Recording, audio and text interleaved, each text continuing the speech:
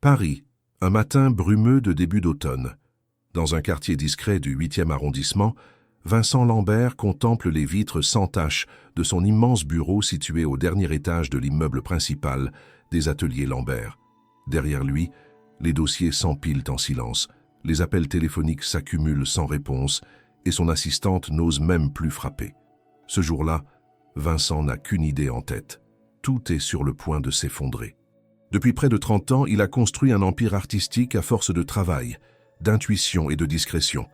Son réseau d'ateliers s'est étendu dans toute la France, formant et hébergeant des centaines d'artistes, tout en vendant leurs œuvres à des collectionneurs du monde entier. Mais une série d'investissements douteux et une restructuration bancaire mal maîtrisée ont plongé sa société dans une spirale infernale. La faillite menace, et avec elle, sa réputation, son patrimoine, son nom. Tandis que Vincent Lambert lutte contre les chiffres et les procédures judiciaires, au sous-sol de ce même immeuble, dans les couloirs que personne n'emprunte, une autre figure traverse les pièces sans qu'on la remarque. Clémence Dubois, 52 ans, femme de ménage depuis plus de 2 décennies, travaille dans l'ombre. Petite, voûtée, silencieuse, elle pousse son chariot de nettoyage entre les bureaux, les salles de réunion, les sanitaires et les escaliers de service. Personne ne lui parle.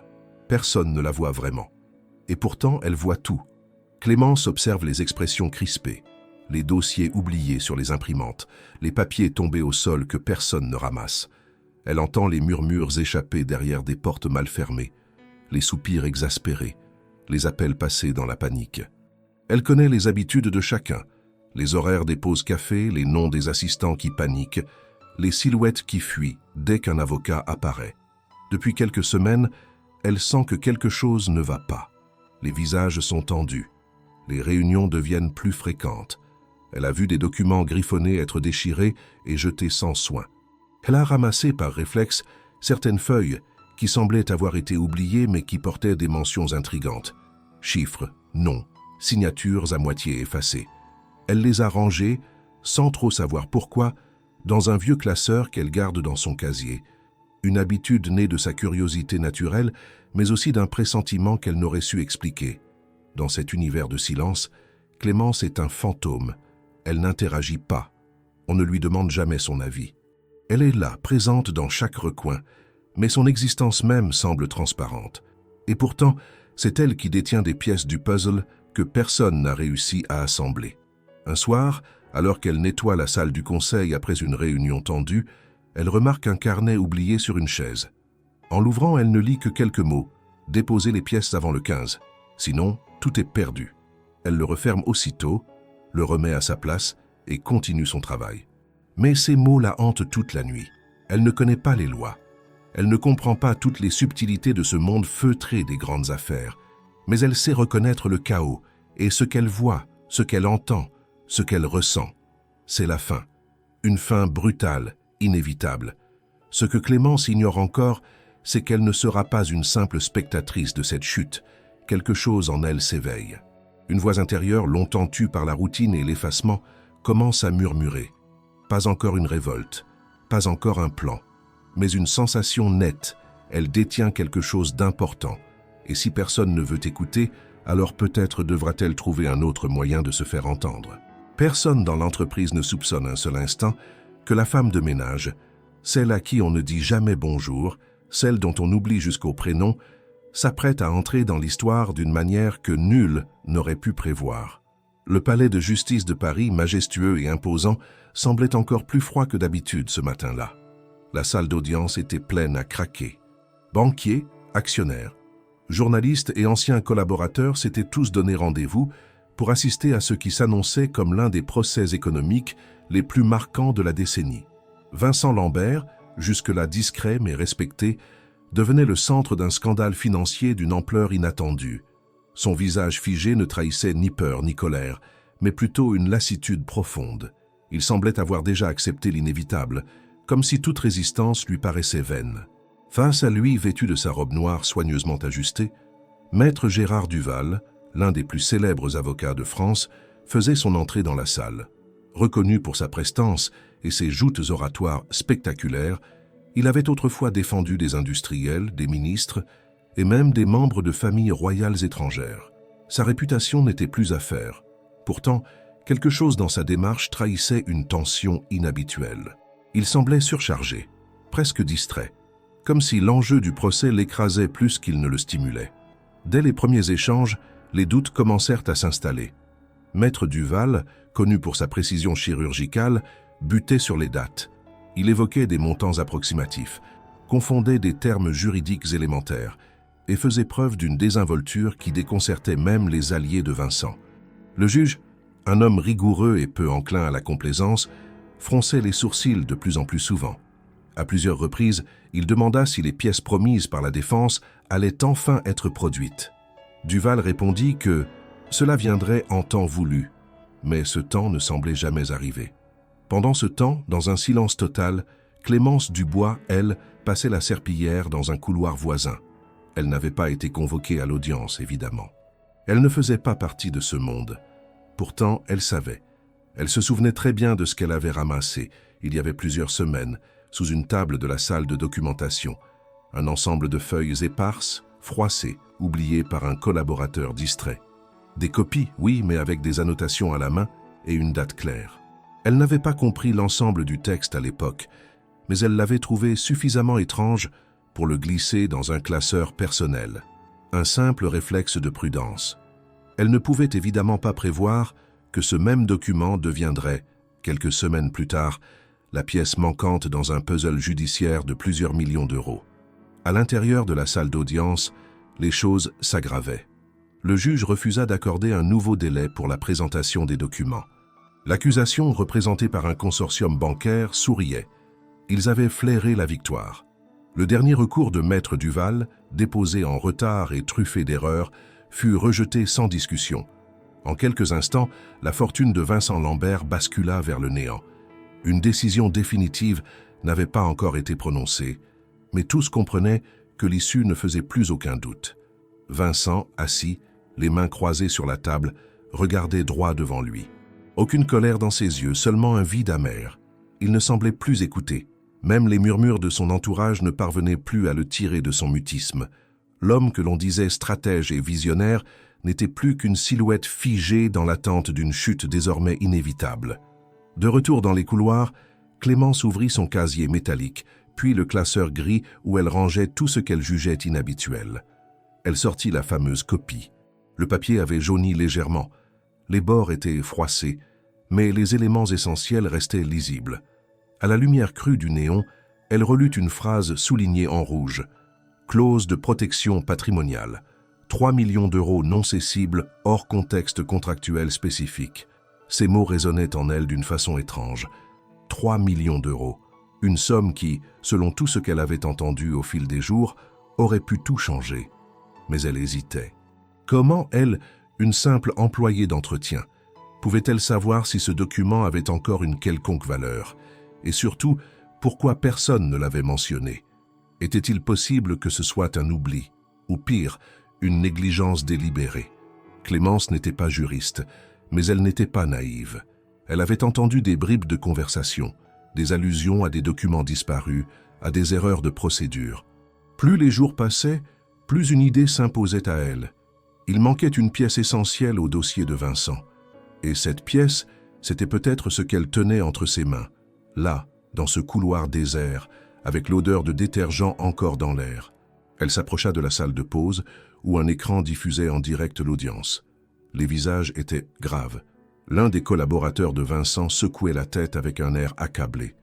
Une voix off résumait la situation.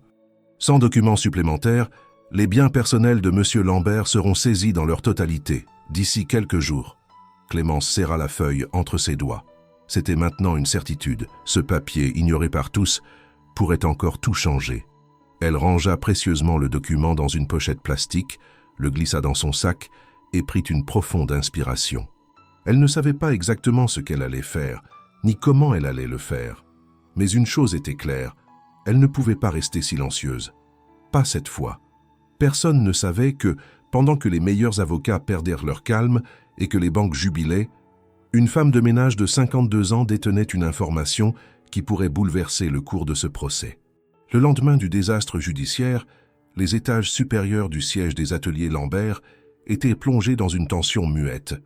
Les rideaux n'avaient pas été ouverts, les réunions avaient été annulées, et même les plus bavards des assistants chuchotaient à peine. Le téléphone du service juridique ne cessait de sonner, sans que personne ne réponde. Tous attendaient un miracle qui ne venait pas. Au cœur de ce silence institutionnel, une silhouette discrète poussait son chariot de nettoyage dans le couloir du service comptable. Clémence Dubois ne parlait à personne, mais son regard ne manquait rien. Cela faisait plusieurs jours qu'elle repensait aux documents trouvés derrière une étagère, un matin, alors qu'elle astiquait les sols du bureau de la comptabilité. L'étagère en question était massive, difficile à déplacer, mais l'un des classeurs en haut avait glissé, forçant un employé à le remettre à sa place. En tombant, il avait fait glisser un objet coincé derrière depuis longtemps, une enveloppe Kraft, cornée et poussiéreuse, sans nom apparent mais visiblement ancienne. L'employé l'avait ignorée, pensant qu'il s'agissait d'un déchet, mais Clémence l'avait discrètement ramassée et mise de côté, intriguée par son contenu. Plus tard, dans un coin tranquille de la salle de pause, elle avait ouvert l'enveloppe.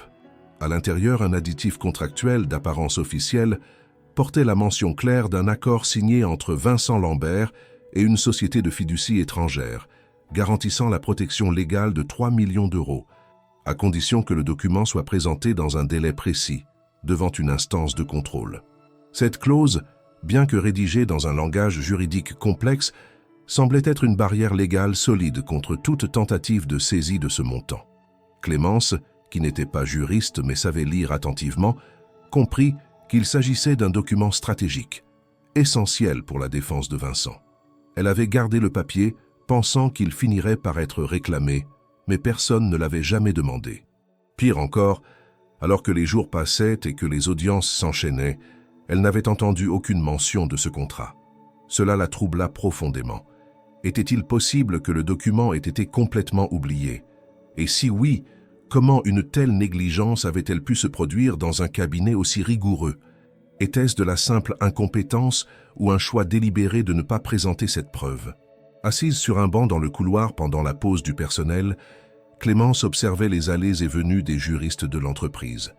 Le plus jeune d'entre eux, un assistant zélé au visage fermé, semblait en permanence stressé. Elle décida d'essayer.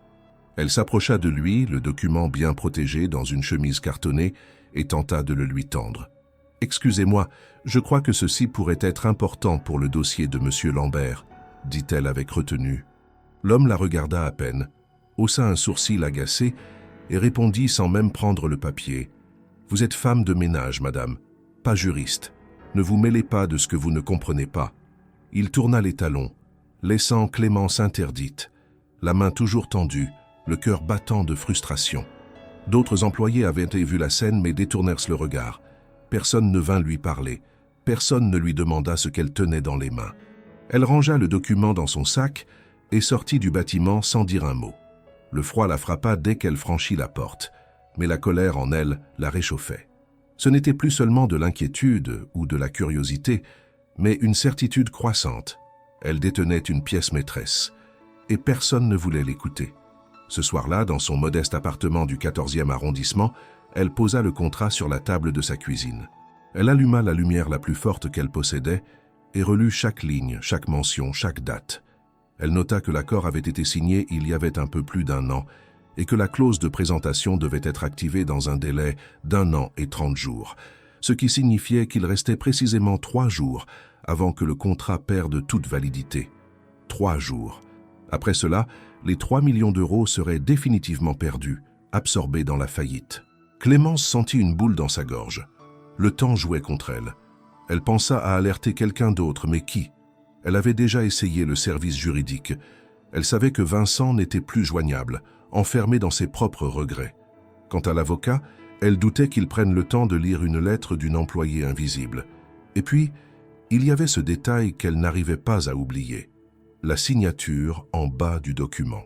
Ce n'était pas celle de Vincent, mais celle de Jacques Lambert, son père, décédé il y avait quelques années.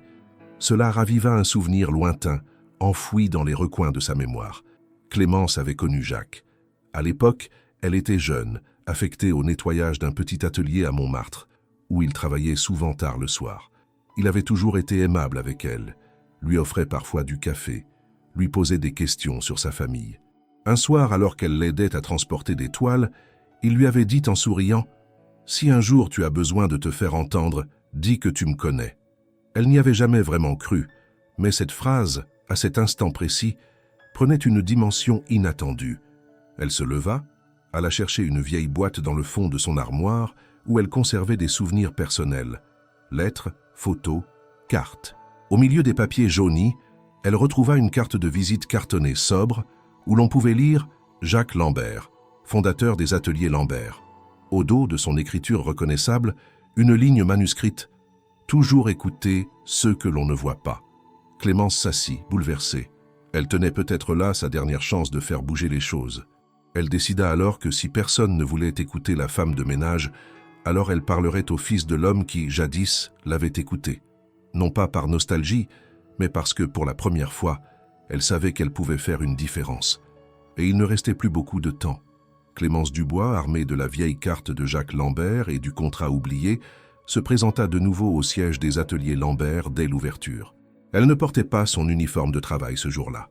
Elle avait mis son manteau noir le plus sobre et une écharpe discrète. Dans ses mains, une pochette rigide contenant le fameux document. Elle n'avait ni rendez-vous, ni appui, mais une conviction ferme. Le moment d'agir était arrivé. Il restait moins de 3 jours avant l'expiration de la clause contractuelle. 3 jours pour que ces 3 millions d'euros soient définitivement perdus. Et personne ne semblait s'en soucier, sauf elle. En entrant dans le hall, elle s'adressa calmement à la réceptionniste, une jeune femme qu'elle connaissait de vue mais à qui elle n'avait jamais parlé. Elle lui demanda à voir le service juridique. D'abord polie, la réceptionniste demanda la nature de la visite. Clémence, sans détour, expliqua qu'elle avait en sa possession un document juridique capital concernant le dossier de M. Lambert. La jeune femme, interloquée par le ton déterminé mais la posture modeste de Clémence, prit son téléphone et appela l'étage concerné. 10 minutes plus tard, un homme en costume descendit. Il s'agissait du même assistant juridique qui l'avait humilié quelques jours auparavant. Il s'arrêta à quelques pas d'elle, l'analysa de haut en bas avec un rictus moqueur et dit « Vous encore, je vous ai déjà dit que ce n'est pas votre place. » Clémence ne répondit pas à la provocation. Elle ouvrit lentement sa pochette et lui montra une copie du contrat posée sur la première page, bien en évidence. « Ce document n'a jamais été remis au tribunal, » dit-elle calmement, « et il prouve que 3 millions d'euros sont protégés. » L'homme jeta un regard rapide au papier, haussa les épaules et répondit « Des copies comme ça, j'en ai vu des centaines. Vous ne comprenez rien à ce que vous lisez. Et même si c'était vrai, ce n'est pas vous qui allez nous apprendre notre métier. » Il refusa de prendre le document et fit signe à la sécurité. 2 agents s'approchèrent, hésitants, car ils reconnaissaient Clémence. Elle n'était pas une inconnue dans ces murs. Mais l'ordre fut clair, elle devait quitter les lieux. L'un des agents lui demanda gentiment si elle avait un rendez-vous officiel. Elle répondit que non, mais qu'il y avait urgence. L'homme lui dit, à regret, qu'il ne pouvait pas la laisser monter sans autorisation. Clémence comprit que cette porte était définitivement fermée. Elle rangea son document, remercia poliment les agents et sortit du bâtiment avec une sensation de brûlure dans la poitrine. Pas de honte, pas cette fois, mais une colère froide, lucide. Ce n'était pas seulement de l'arrogance qu'elle avait rencontrée, c'était une structure entière fondée sur l'exclusion. Dans ce monde, son savoir ne valait rien, peu importait sa précision, peu importait qu'elle ait vu ce que d'autres avaient négligé. Elle marcha longtemps dans les rues du quartier, sans but. Les vitrines des galeries d'art semblaient lointaines, irréelles. Elle pensait à tout ce qu'elle avait entendu, nettoyant les salles où les décisions étaient prises à voix basse. Elle revoyait les regards fuyants, les discussions avortées dès qu'elle entrait, les mots qu'elle avait retenus dans sa mémoire, les noms qu'elle avait recoupés avec les papiers oubliés. Elle savait, avec une certitude presque douloureuse, que ce document pouvait encore changer la donne. Mais elle n'était rien pour eux. Une pièce rapportée, une silhouette sans importance. Chez elle, en début de soirée, elle relut encore une fois la dernière page du contrat. La signature de Jacques Lambert brillait sous la lumière de sa lampe. Elle pensa à lui, à sa voix calme, à ce qu'il avait représenté pour elle autrefois, une figure rare de respect dans un monde indifférent. Elle comprit alors que, même si elle n'était pas entendue dans les couloirs du pouvoir, il lui restait une autre voix. Elle n'avait plus rien à perdre. Ni réputation, ni statut, ni titre. Et c'était justement cette liberté qui allait devenir sa force. Elle sortit un carnet usé, un vieux modèle à spirale où elle écrivait parfois des notes, des observations. Elle y recopia les passages essentiels du document, les dates, les noms, les clauses. Elle traça des flèches, fit des liens, nota des questions. Puis elle prit son téléphone et appela sa cousine, Manon, employée dans un petit bureau d'enregistrement notarial à Nanterre. Elle lui demanda si elle pouvait venir dès le lendemain avec un document à vérifier.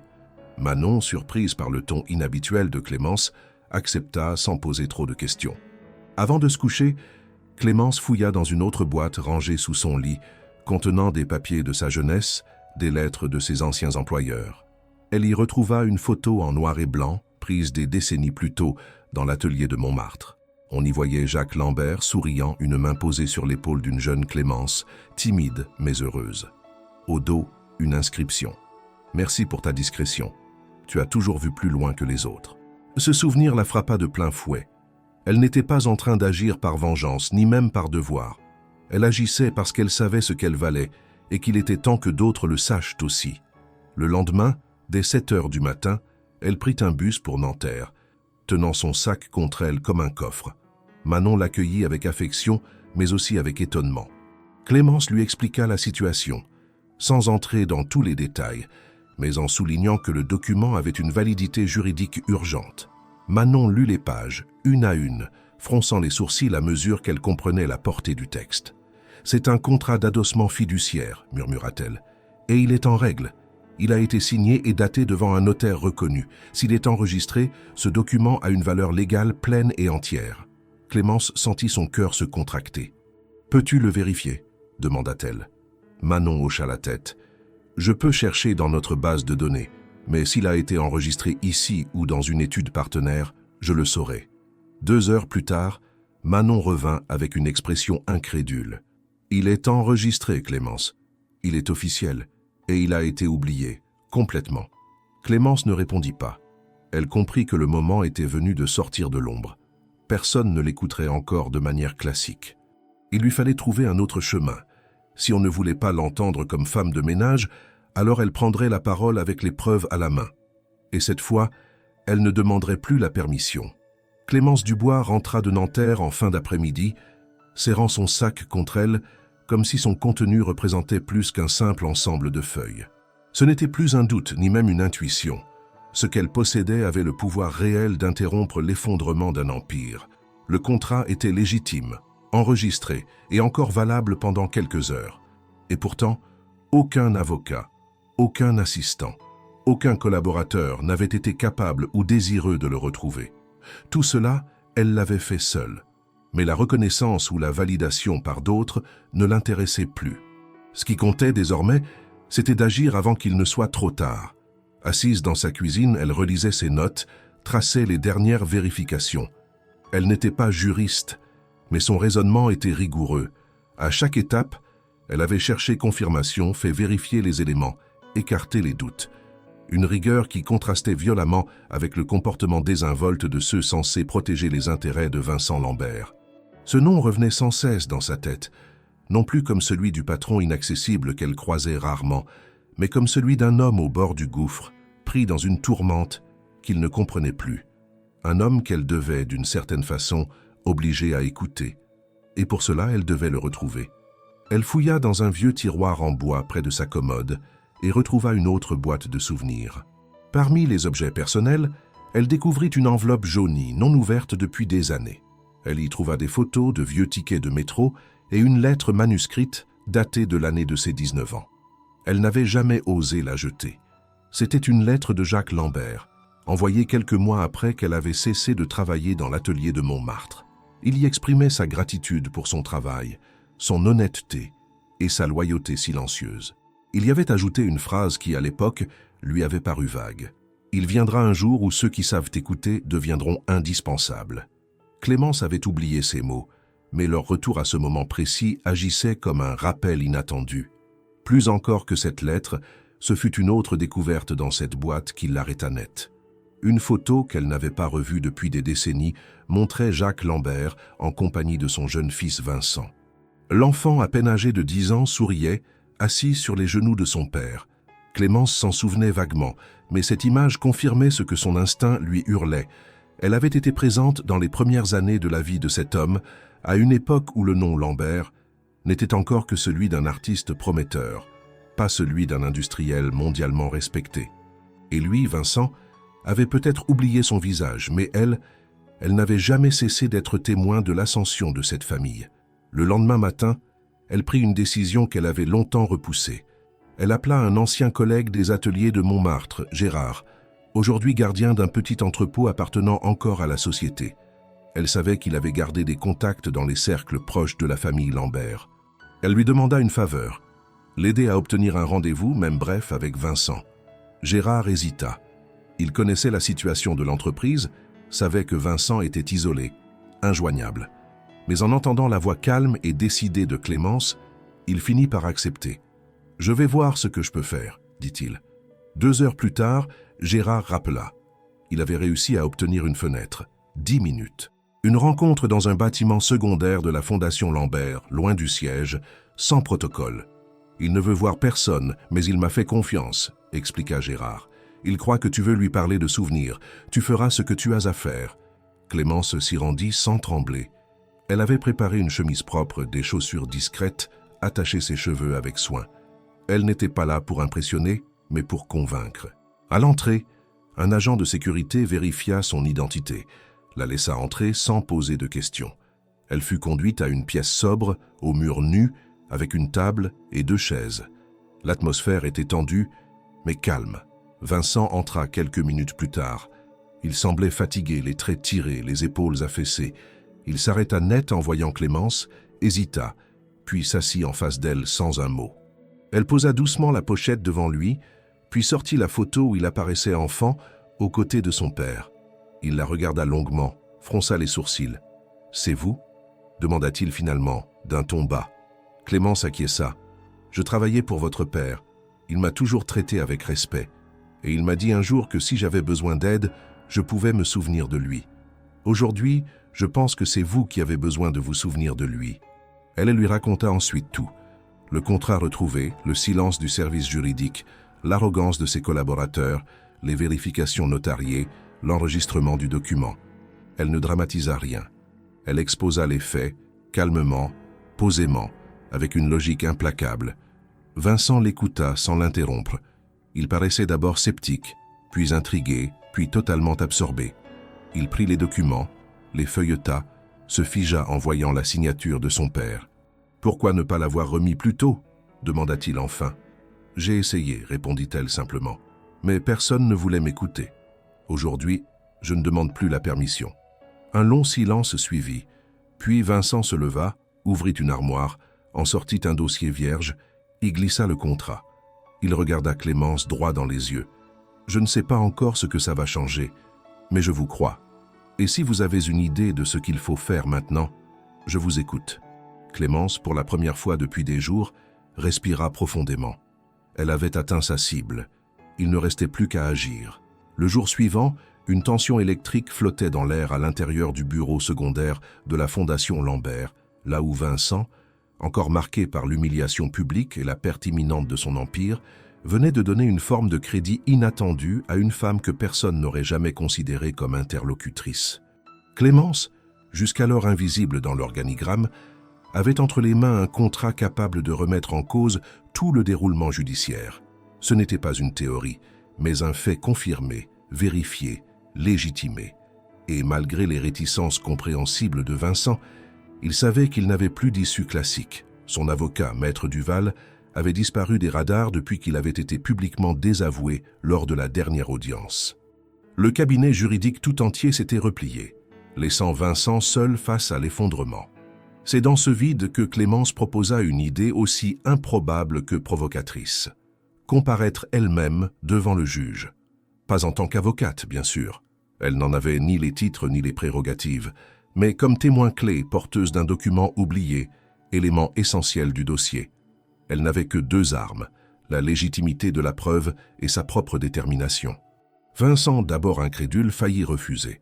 Il se leva, fit quelques pas dans la pièce, se passa la main sur le visage.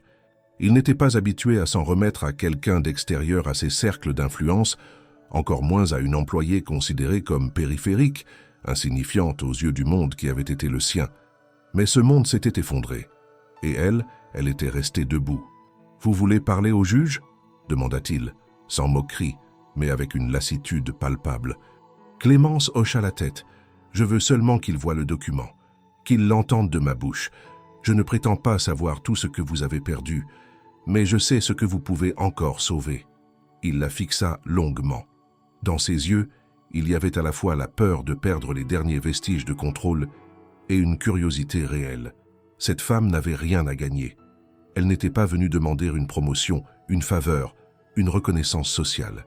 Elle voulait simplement que la vérité soit dite et que le contrat soit examiné avec l'attention qu'il méritait. Finalement, Vincent appela son dernier contact fiable, un vieil ami qui connaissait bien les rouages du tribunal commercial. En l'espace de quelques heures, un créneau fut obtenu pour présenter une nouvelle pièce au dossier, une audience exceptionnelle, acceptée uniquement à cause de la découverte d'un élément susceptible de modifier le fond du jugement. Le juge accepta, à condition que le dépôt se fasse dans les 24 heures. Clémence devait donc intervenir le lendemain, à 14 heures précises. Elle aurait, selon les termes du magistrat, un temps de parole restreint mais suffisant pour exposer les faits. Ce soir-là, dans son petit appartement, Clémence ne dormit presque pas. Elle sortit chaque feuille du dossier, les relut, les classa, les résuma. Elle appela Manon pour récapituler les éléments du contrat, revérifier les dates d'enregistrement et s'assurer que les copies certifiées seraient prêtes au matin. Puis, elle demanda l'aide de son ami Paul, un bibliothécaire à la retraite, passionné de droit. Ensemble, ils épluchèrent les articles pertinents du Code de commerce, soulignèrent les passages qui renforçaient la légitimité de l'additif contractuel, rédigèrent une courte déclaration claire et structurée. Il ne s'agissait pas d'impressionner, mais de convaincre. Et pour convaincre, il fallait comprendre chaque mot qu'elle allait prononcer. Le lendemain, elle enfila une tenue simple mais nette, une chemise blanche repassée, un pantalon sombre, des chaussures qu'elle n'avait pas portées depuis l'enterrement de sa sœur. Lorsqu'elle arriva au tribunal, accompagnée de Vincent et de Gérard, celui qui lui avait ouvert les portes de la rencontre décisive, elle fut surprise par le nombre de visages familiers déjà présents dans le hall. Les journalistes avaient été informés, probablement par un employé indiscret ou un avocat furieux d'avoir été écarté. Tout le monde voulait voir ce spectacle. Une femme de ménage prétendant sauver 3 millions d'euros avec un bout de papier oublié. À l'entrée de la salle d'audience, un huissier vérifia les identités. Clémence fut introduite comme témoin porteur d'une pièce nouvelle dans le cadre d'une requête exceptionnelle. Le juge, assis droit comme une lame, ne montra aucune émotion. À sa droite, le représentant du consortium bancaire la fixait avec une hostilité à peine voilée. Dès qu'elle s'assit à la barre, un murmure parcourut l'assistance. Les murmures ne l'intimidaient pas. Elle avait connu l'indifférence, le mépris, les humiliations silencieuses. Ce regard collectif n'avait aucun pouvoir sur elle. Lorsque le juge lui donna la parole, elle se leva, ouvrit son dossier avec une lenteur maîtrisée et commença. Elle expliqua les circonstances de la découverte du document, le lieu exact, la date, les personnes présentes à proximité. Elle détailla le contenu du contrat en utilisant les termes justes, sans chercher à briller, mais sans erreur. Elle remit une copie certifiée au juge, précisant que l'original avait été enregistré 1 an plus tôt et que la clause de protection restait valide pour encore quelques heures. Elle cita les articles de loi qui encadraient les contrats de fiducie, les obligations de présentation, et souligna que ce document, s'il avait été intégré au dossier à temps, aurait modifié l'évaluation des actifs de la société. Le juge interrompit à plusieurs reprises pour poser des questions. Elle répondit calmement, sans jamais se perdre, relisant ses notes, reprenant les points clés. À un moment, même l'avocat du consortium bancaire se pencha pour mieux entendre. Un malaise commença à se faire sentir du côté de l'accusation. Ce qui, au départ, semblait être une fantaisie sans conséquence, se transformait en argument fondé, structuré, irréfutable. À mesure que Clémence parlait, les sourcils du juge se fronçaient, non par scepticisme, mais par concentration. Elle était claire. Elle était précise. Elle était contre toute attente légitime. Lorsqu'elle termina, un silence inhabituel s'installa dans la salle. Le juge ferma le dossier, prit une longue inspiration et déclara qu'une évaluation immédiate de la validité du contrat allait être entreprise. La séance était suspendue pour permettre l'examen complet de la pièce nouvelle. Clémence quitta la barre sans un mot, rejoignit son siège, les mains posées à plat sur ses genoux. Vincent, assis à quelques mètres, ne la regardait pas comme une subalterne, ni même comme une simple alliée. Il la regardait comme la seule personne, dans cet océan de prétendus experts, qui avait vu ce que tous les autres avaient raté. Mais la bataille n'était pas encore terminée. Lorsque Clémence quitta le tribunal ce jour-là, après sa première intervention publique, elle ne ressentit ni triomphe ni soulagement. Elle était consciente d'avoir accompli quelque chose que personne n'attendait d'elle, mais elle savait également que le plus difficile restait à venir. Le juge avait suspendu l'audience pour vérifier la légitimité de la pièce nouvellement présentée, mais cela ne signifiait pas que la bataille était gagnée. L'hostilité dans le regard de l'avocat du consortium bancaire en disait long.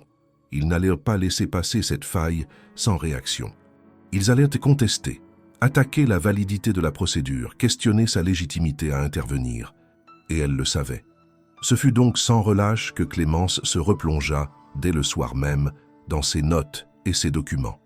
Elle retourna chez Paul, l'ancien bibliothécaire, avec qui elle passa des heures à lire des extraits de code, des précédents juridiques, des commentaires d'auteurs spécialisés.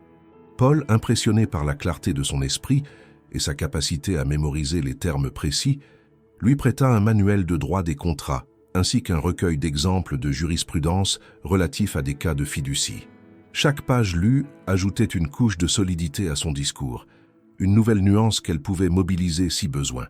Le lendemain, elle rejoignit Manon à la mairie de Nanterre. Ensemble, elles obtinrent une attestation officielle confirmant l'enregistrement du document en date et en forme, signé par un officier d'état civil. Ce document allait servir de contre-preuve à toute contestation d'authenticité.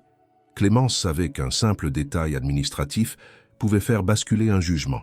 Elle ne laisserait aucune ouverture à l'adversaire. De retour chez elle, elle s'entraîna à parler à voix haute. Elle imagina les questions du juge, les interruptions, les objections de la partie adverse. Elle répétait ses réponses, ajustait ses mots, éliminait les hésitations. Il ne s'agissait pas de jouer un rôle, mais de maîtriser ce qu'elle savait être juste.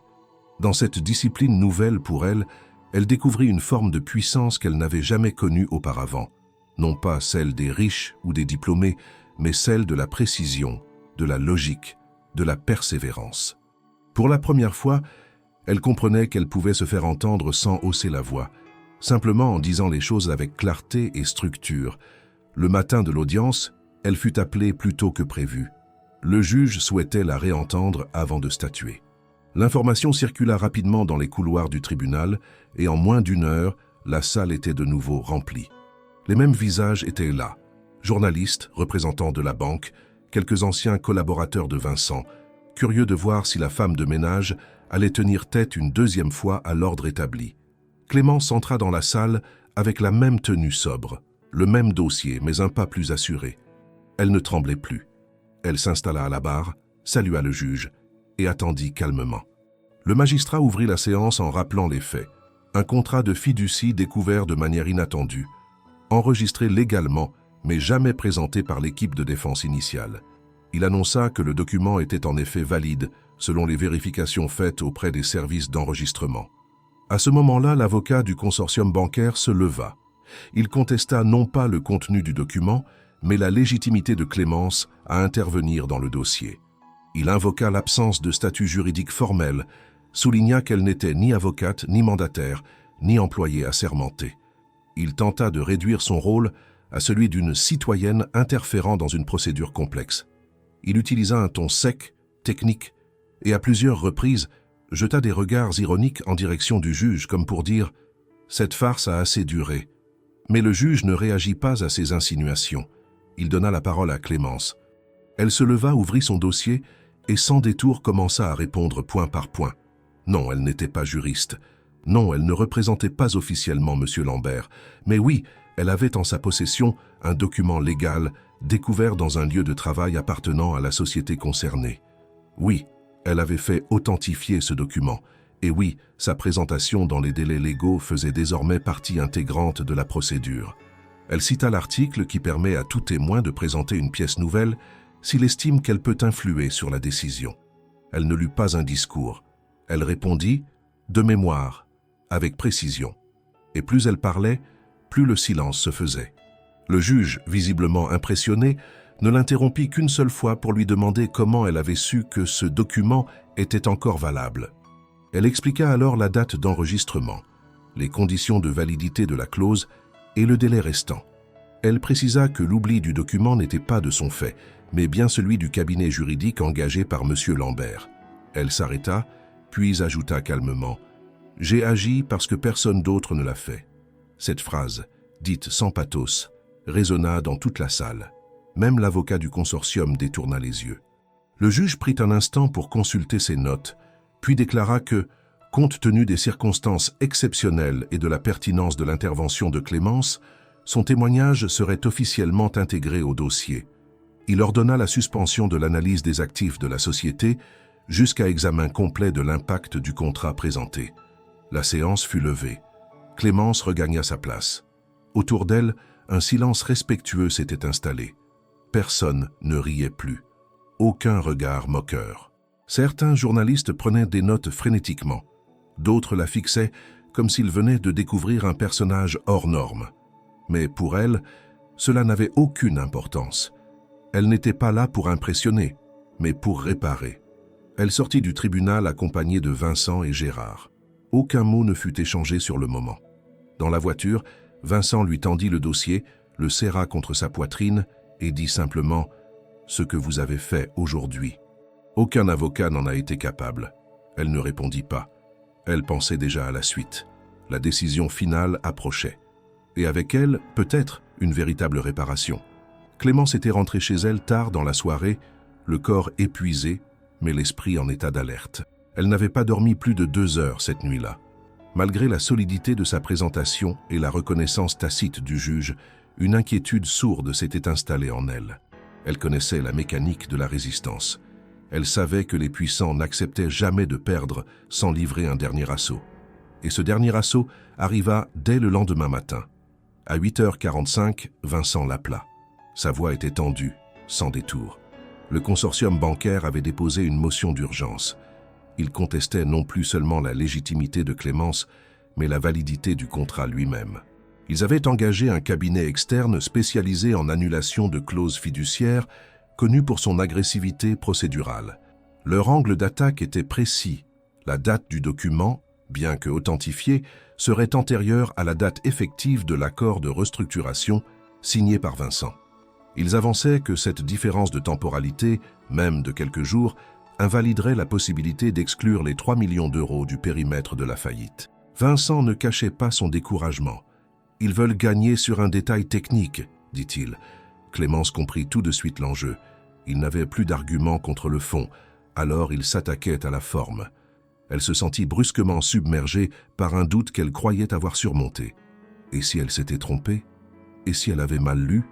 Mal compris? Et si tout son raisonnement s'effondrait sur une ligne administrative? Ce vertige fut brutal. Elle s'assit sur le bord de son lit, le téléphone encore à l'oreille, incapable de formuler une réponse. Vincent tenta de la rassurer, mais sa voix n'avait plus l'assurance froide qu'elle connaissait.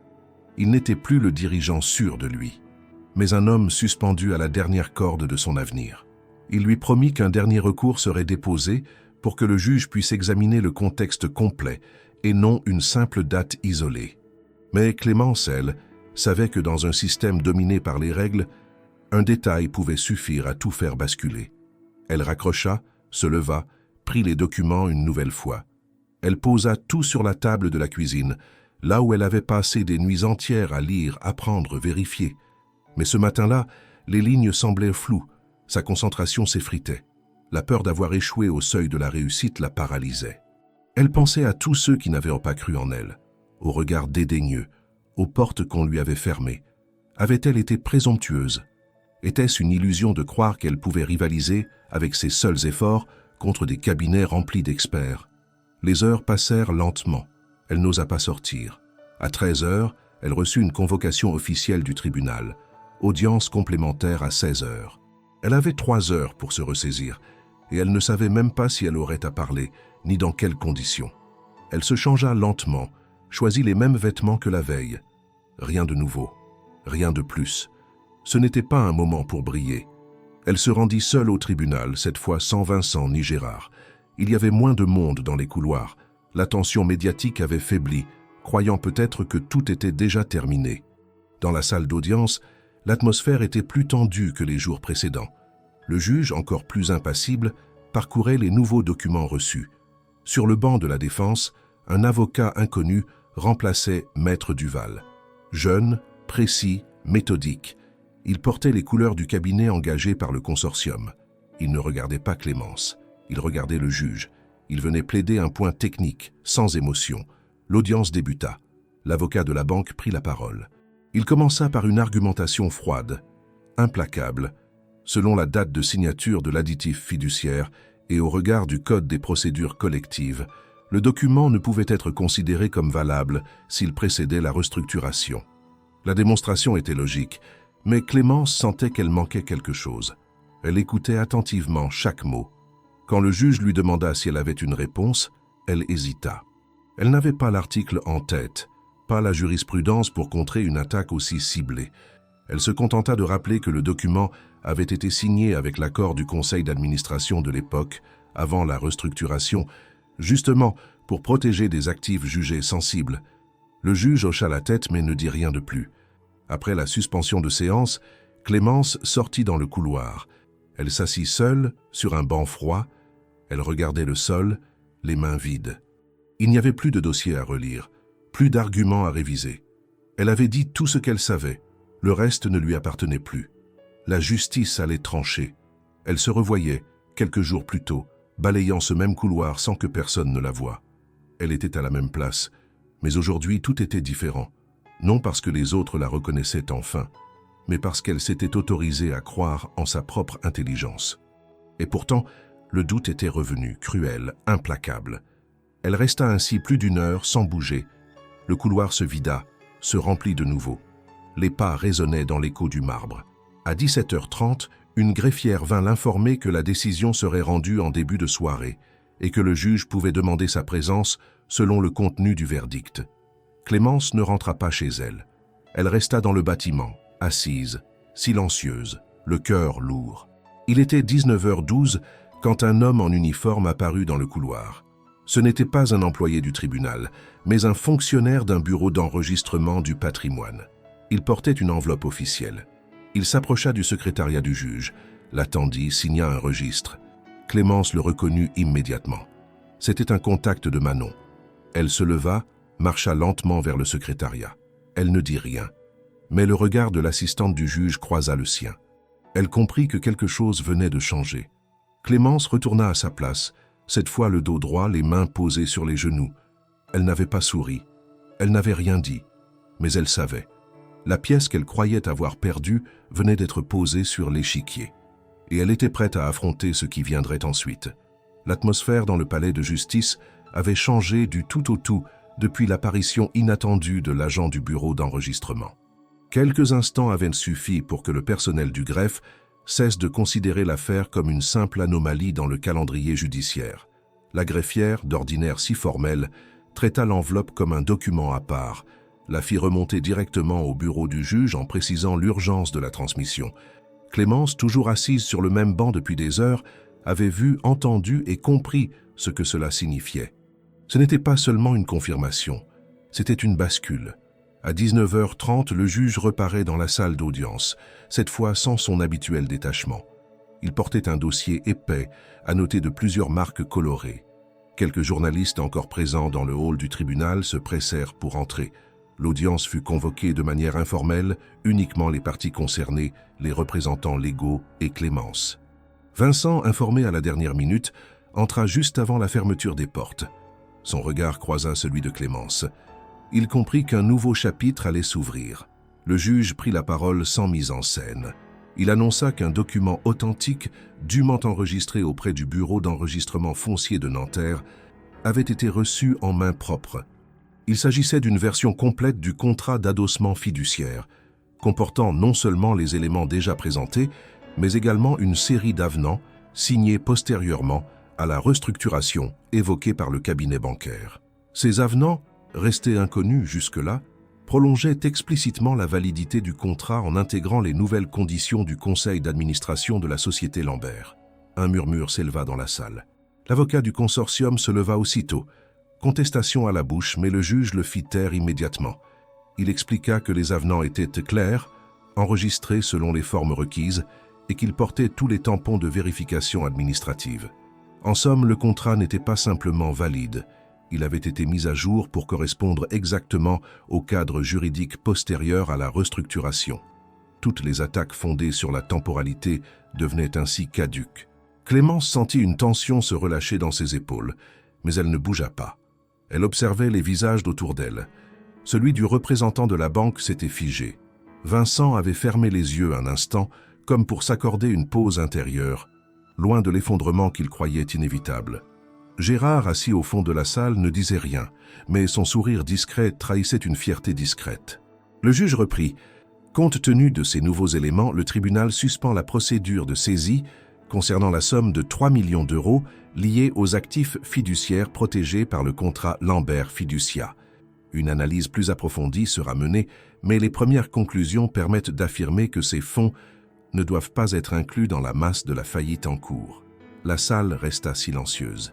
Personne n'applaudit. Il n'y avait pas de triomphe spectaculaire, pas d'émotion démonstrative. Mais dans ce silence, il y avait une reconnaissance. La voix du juge avait tranché, et la légitimité du combat de Clémence était désormais inscrite noir sur blanc dans le dossier officiel de la procédure. Le juge poursuivit en annonçant que, conformément aux nouvelles données, Clémence Dubois serait reconvoquée ultérieurement, non pas comme témoin ponctuel, mais comme partie intervenante dans la procédure civile à titre exceptionnel, en raison du rôle central qu'elle avait joué dans la révélation d'une information dissimulée par les équipes précédentes. Il ajouta que sa rigueur et sa bonne foi avaient permis de rétablir une partie de la vérité comptable, et que cela devait être reconnu formellement. Ce fut à ce moment-là que Clémence leva enfin les yeux vers le juge. Elle n'avait pas demandé cet honneur. Elle ne l'avait pas prévu. Mais elle comprit qu'en quelques semaines, elle avait traversé une frontière invisible, celle qui sépare ceux que l'on ignore de ceux que l'on entend. Vincent, à la sortie, attendit Clémence dans le couloir. Il ne parla pas tout de suite. Il lui tendit simplement une copie du jugement provisoire. Elle le prit, le lut, hocha la tête. « Je ne sais pas comment vous avez trouvé ces avenants, » dit-il enfin. Clémence répondit calmement « Ils étaient dans l'enveloppe, mais en retrait. Je ne les avais pas compris au début. C'est Paul qui les a analysés avec moi. Il a su les relier aux nouvelles dates de restructuration. » Vincent acquiesça, pensif. « Vous venez de nous faire gagner ce que j'avais déjà considéré comme perdu. » Ils marchèrent ensemble jusqu'à la sortie du tribunal. Une lumière douce tombait sur les marches de pierre. Dehors, l'air était plus frais qu'à l'intérieur, mais il ne portait plus le poids de la défaite. Vincent proposa de la raccompagner, mais elle refusa poliment. « Je préfère rentrer à pied. » Il n'insista pas.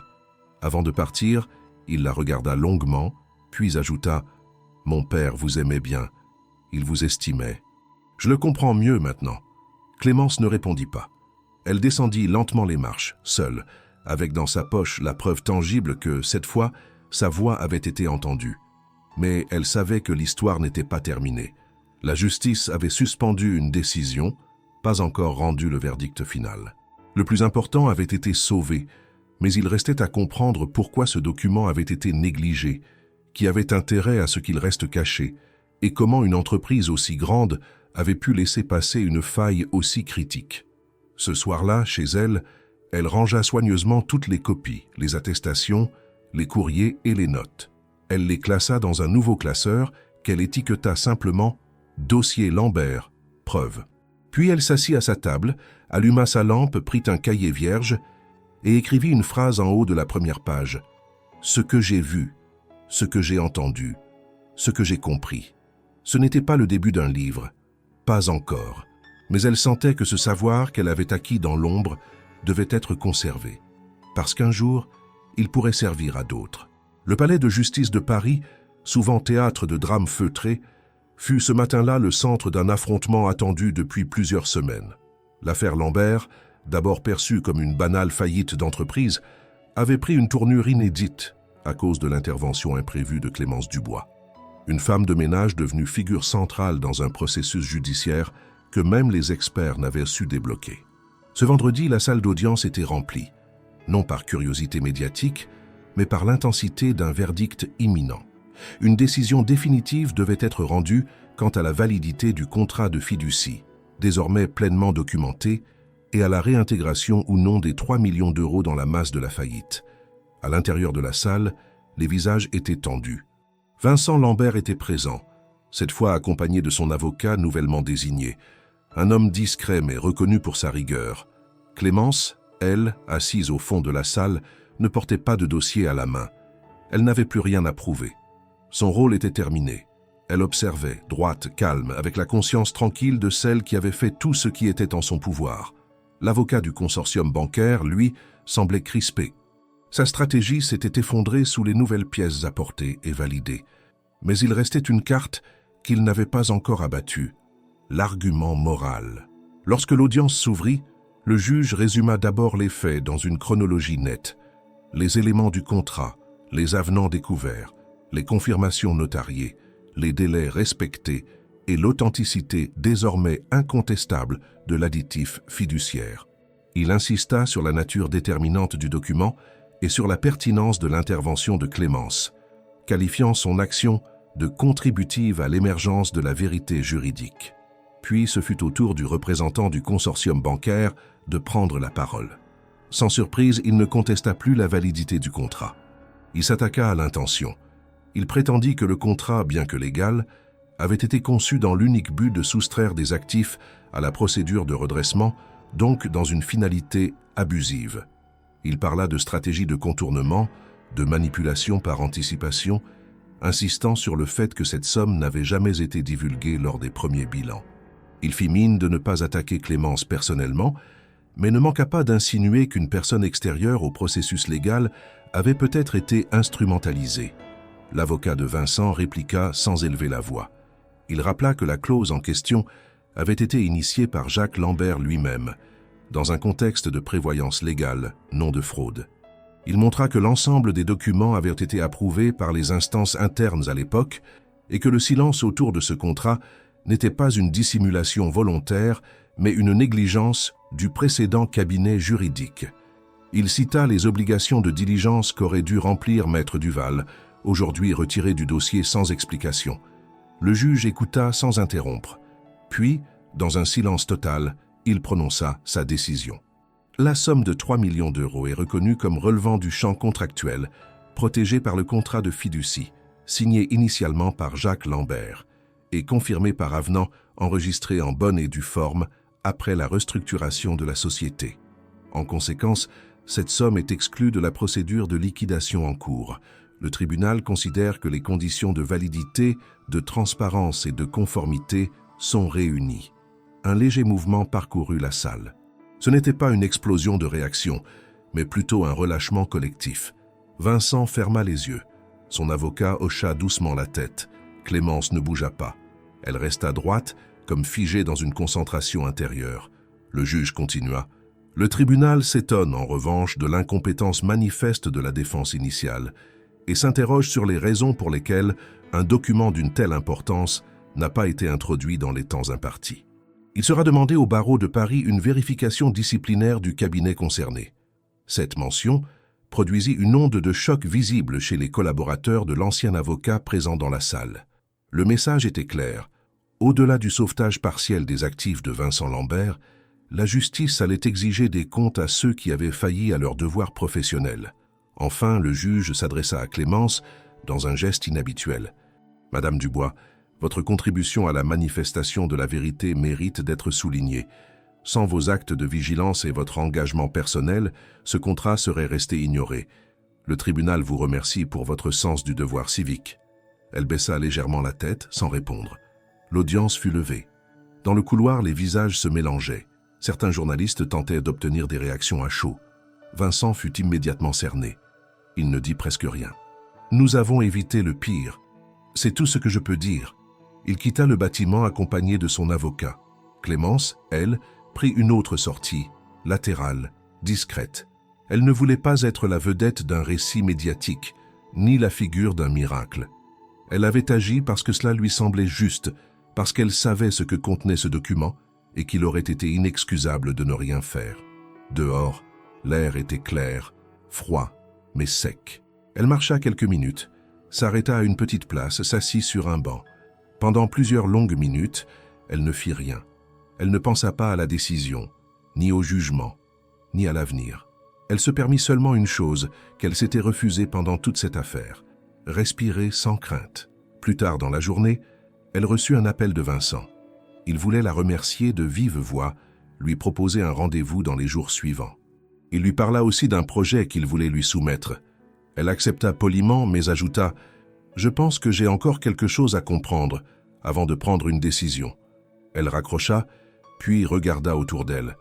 Les passants allaient et venaient sans la remarquer. Et pour la première fois depuis longtemps, cela ne la dérangeait pas. Elle n'avait pas besoin d'être vue. Elle avait été entendue, et cela suffisait. Quelques jours après la décision judiciaire, Clémence Dubois reprit le cours de sa vie avec une discrétion égale à celle qui avait toujours défini son existence. Mais rien, en réalité, n'était plus comme avant. Ce qu'elle avait déclenché dans les murs rigides du palais de justice dépassait l'enceinte du tribunal.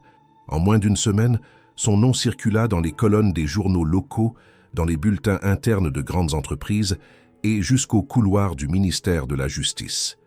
On parlait de la femme de ménage qui avait vu ce que les avocats n'avaient pas su lire. Un titre simplificateur, réducteur, mais révélateur de l'impact de son geste.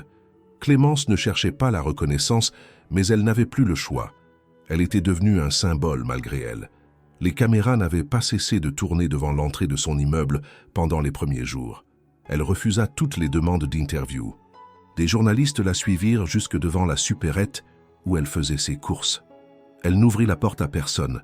La plupart de ses voisins, jusque-là indifférents, commencèrent à lui adresser la parole avec un mélange de respect et de curiosité. Certains l'observaient à travers leurs rideaux, d'autres lui faisaient des compliments maladroits dans l'ascenseur. Elle répondait toujours avec la même politesse, mais sans développer. Vincent Lambert, de son côté, respecta sa parole. Il ne chercha pas à exploiter son image, ni à en faire une figure de communication.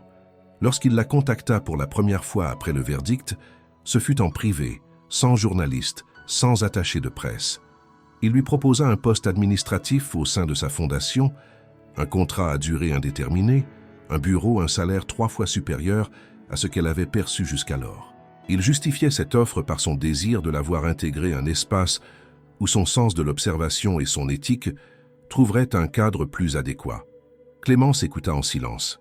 Elle le remercia, sincèrement, mais elle déclina. « Je vous suis reconnaissante, monsieur Lambert, mais je ne suis pas certaine que ma place soit encore dans une structure comme celle-là. Ce que j'ai vécu m'a montré autre chose. Je ne peux plus balayer les couloirs comme avant. Et je ne peux pas non plus m'asseoir à un bureau sans me demander ce que je fais là.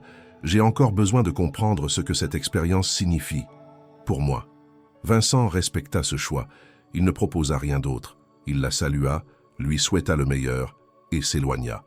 Il comprenait qu'il ne pouvait rien lui imposer. Et il savait que si un jour elle décidait de revenir, toutes les portes lui seraient ouvertes. Ce refus fut rapporté à la presse locale, bien qu'aucun journaliste n'ait pu obtenir de déclaration directe. Cela ne fit qu'amplifier l'intérêt autour d'elle. Les messages commencèrent à arriver. D'abord, de simples citoyens qui se reconnaissaient dans son parcours. Des femmes de chambre, des agents d'entretien, des vigiles, des auxiliaires de vie, tous ceux que le monde oublie dans ses bilans de fin d'année. Ils disaient avoir été émus, touchés, encouragés par ce qu'elle avait fait. Certains l'appelaient « Madame Clémence », d'autres « la preuve que nous valons autant que les autres ». Puis vinrent les propositions plus institutionnelles. Une ONG de défense du droit du travail lui proposa de devenir membre observateur de son comité de vigilance.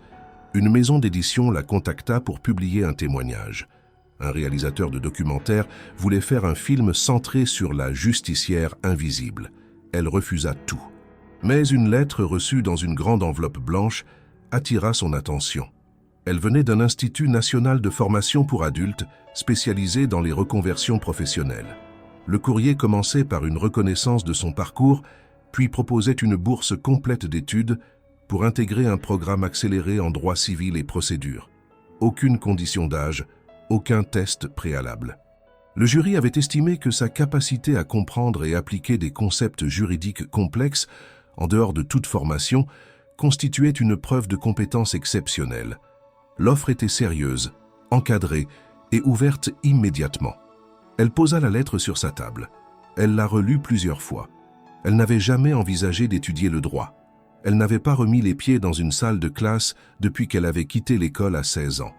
Elle ignorait tout du fonctionnement d'une université, des lectures obligatoires, des examens.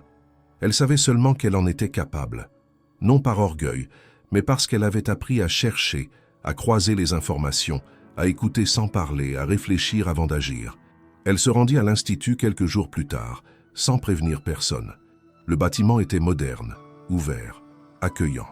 On l'a reçue comme une invitée spéciale, mais elle demanda à être traitée comme n'importe quelle autre étudiante.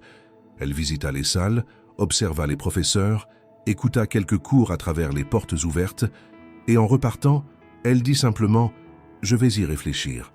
Cette réflexion ne dura pas longtemps. 2 semaines plus tard, elle accepta officiellement la bourse. Elle signa les papiers d'inscription. Elle reçut sa carte d'étudiante. Le premier jour de cours, elle arriva à 8 heures, s'installa au dernier rang d'un amphithéâtre déjà bruyant, ouvrit un cahier neuf et un stylo bleu. Elle écouta le professeur de droit constitutionnel présenter les fondements de l'état de droit, les principes de l'égalité, la hiérarchie des normes. Elle prit des notes sans s'arrêter. Elle ne comprenait pas tout, mais elle comprenait suffisamment pour savoir qu'elle était à sa place. Les étudiants autour d'elle ne firent pas attention à sa présence. Elle était plus âgée que tout le monde, mais elle ne cherchait ni à s'intégrer ni à se faire remarquer.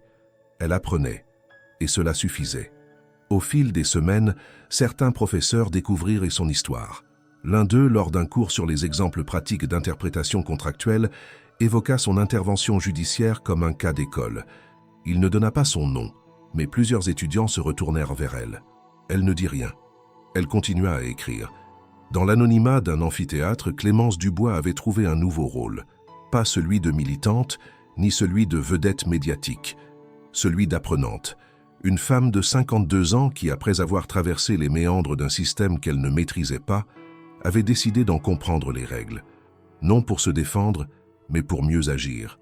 Les mois passèrent, et Clémence Dubois s'adapta à sa nouvelle vie avec une rigueur silencieuse. Chaque jour, elle quittait son petit appartement à 7 heures du matin, prenait le bus jusqu'à l'institut de formation, assistait aux cours, rentrait en fin d'après-midi avec son sac chargé de manuels, de codes annotés, de photocopies soulignées au crayon. Elle avait retrouvé une forme de routine, mais cette fois, c'était elle qui en dictait le rythme. Il n'y avait plus de superviseur pour vérifier son travail, ni de badge à pointer.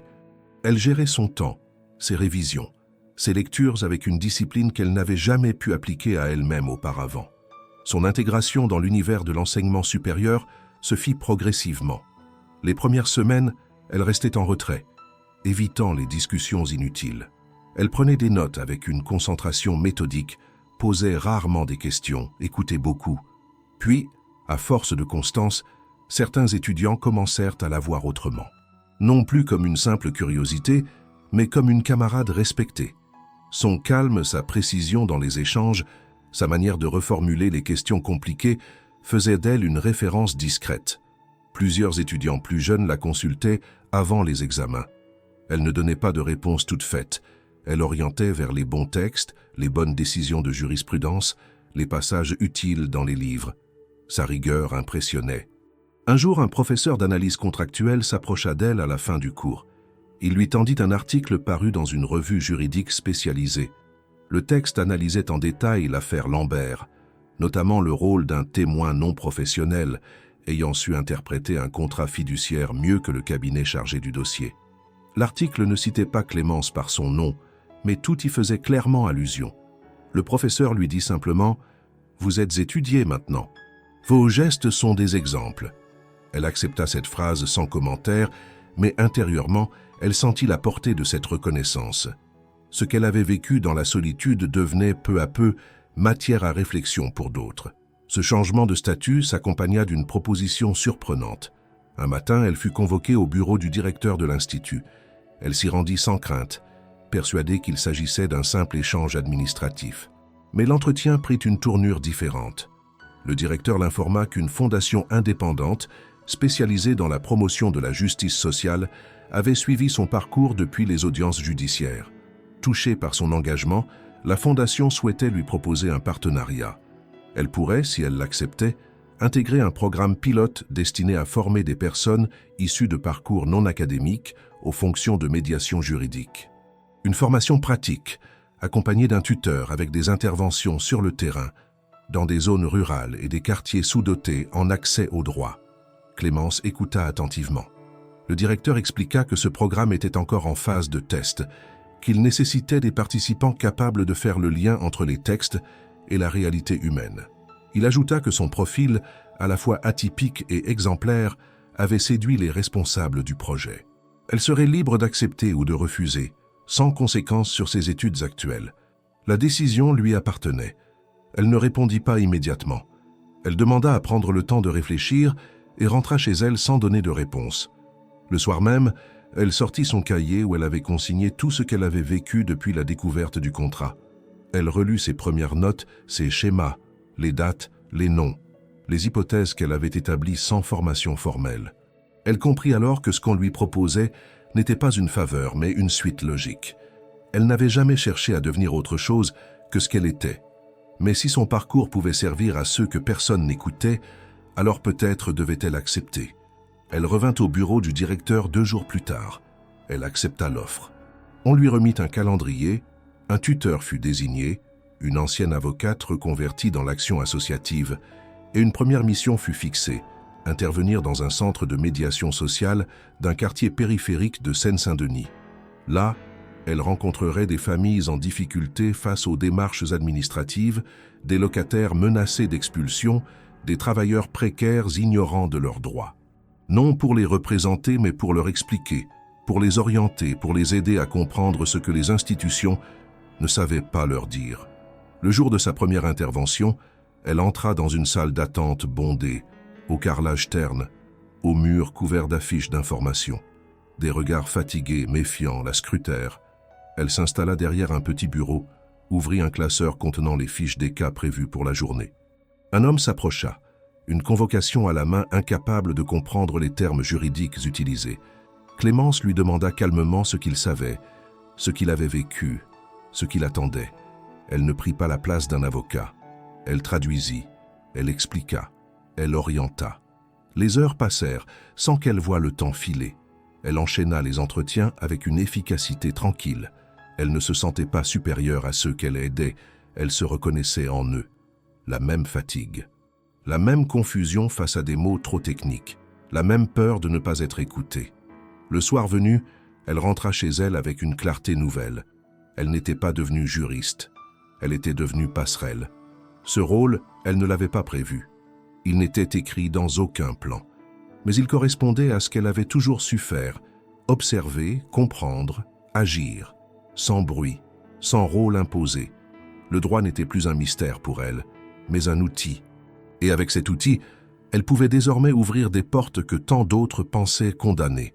6 mois après le jugement décisif de l'affaire Lambert, Clémence Dubois reçut une lettre officielle du ministère de la Justice. Elle n'était ni une assignation, ni une notification administrative. Le courrier, rédigé avec un ton sobre mais solennel, l'informait qu'elle avait été choisie pour intervenir lors d'un séminaire de formation à destination des jeunes stagiaires du barreau. Le thème portait sur les erreurs de procédure et la vigilance citoyenne. Le comité organisateur avait jugé pertinent que son expérience serve de référence, non pas comme modèle héroïque, mais comme exemple d'intégrité face à une structure rigide. Clémence, d'abord, hésita. Elle n'aimait pas les podiums, ni les discours. Mais ce n'était pas une cérémonie publique, seulement une journée d'échange, dans une salle du tribunal où elle s'était déjà tenue. Cette fois, elle n'y viendrait pas pour se justifier, ni pour défendre un document. Elle y viendrait pour transmettre. Elle arriva en avance ce jour-là, comme à son habitude. Le bâtiment n'avait pas changé. Le même sol en pierre polie, les mêmes couloirs au silence pesant. Mais ce qu'elle ressentait en les traversant, cette fois, était tout autre. Aucun regard de travers, aucune barrière à franchir. Elle était là à l'invitation d'un système qui, autrefois, l'avait ignorée. Elle fut accueillie par une greffière qu'elle reconnaissait, celle-là même qui, lors de l'affaire Lambert, avait reçu les documents qu'elle avait apportés. La fonctionnaire lui sourit franchement, lui indiqua la salle dédiée. Il ne s'agissait pas de l'amphithéâtre principal, mais d'une salle de conférence annexe, plus intime. En entrant, Clémence reconnut la disposition des lieux, la même que lors de sa première prise de parole, lorsqu'elle avait été appelée à témoigner en urgence avec un dossier qu'on croyait négligeable. Une trentaine de jeunes stagiaires en robe noire étaient déjà présents. Certains la regardèrent avec curiosité, d'autres connaissaient déjà son histoire. Une juriste de la cour ouvrit la session en rappelant brièvement les faits de l'affaire Lambert, puis invita Clémence à prendre la parole. Elle s'avança jusqu'au pupitre, aucune note en main, aucun discours préparé. Elle commença simplement. « Je ne suis pas ici pour vous expliquer le droit. Vous en savez déjà plus que moi. Mais je vais vous parler de ce que j'ai vu, de ce que j'ai entendu, de ce que j'ai compris quand personne ne me regardait. » Elle raconta, sans emphase, le début de l'affaire. La salle du fond, les papiers tombés, les voix trop fortes dans les couloirs, l'enveloppe ramassée, les mots inconnus, les intuitions mises de côté trop longtemps. Elle parla de la manière dont elle avait été rejetée, de la réception froide des assistants juridiques, de l'humiliation silencieuse dans les bureaux où on ne l'avait jamais laissée aller plus loin que le seuil. Elle ne dénonça personne. Elle décrivit simplement. Et chaque mot portait plus de poids que n'importe quelle phrase technique. Puis, elle évoqua le moment où elle avait décidé d'agir. Pas pour sauver une entreprise ni un homme, mais parce qu'elle ne pouvait plus rester témoin de l'injustice. Elle cita ses nuits de lecture, ses échanges avec ceux qui l'avaient aidée, son arrivée au tribunal, le scepticisme général, puis la reconnaissance lente, méthodique, inévitable. Elle termina par ces mots. Il n'y a pas de petite fonction, seulement des regards qui choisissent ce qu'ils veulent voir. Ce jour-là, vous serez peut-être les seuls à écouter. Et cela fera toute la différence. Le silence qui suivit fut dense. Personne ne prit immédiatement la parole. La responsable du séminaire la remercia avec émotion. Plusieurs stagiaires vinrent à sa rencontre après la session, non pas pour la féliciter, mais pour lui poser des questions concrètes. Comment savait-elle qu'elle avait raison? Comment avait-elle supporté le mépris? Comment avait-elle su lire un document sans en avoir les clés? Elle répondit sans détour, avec la même précision qui l'avait toujours guidée. Elle expliqua que le savoir n'était pas réservé à ceux qui en reçoivent le droit, mais à ceux qui en cherchent le sens. À la sortie, un détail attira son attention. Une plaque neuve avait été apposée sur la porte de la salle où elle venait de parler. En lettres sobres, il était écrit « Salle Clémence Dubois, en hommage à la vigilance civile et au courage discret ». Elle ne fut pas émue sur le moment. Elle resta devant quelques secondes, relut l'inscription puis s'éloigna sans rien dire. C'était un geste symbolique, mais elle en comprenait l'importance. Ce lieu, qu'il avait autrefois ignoré, portait désormais son nom. Non parce qu'elle l'avait exigé, mais parce qu'elle avait changé son usage. En rentrant chez elle ce soir-là, Clémence s'arrêta à la boulangerie du coin. La boulangère, qui la connaissait depuis des années sans jamais avoir échangé plus de 3 mots avec elle, lui glissa presque timidement. « Je vous ai vu dans le journal.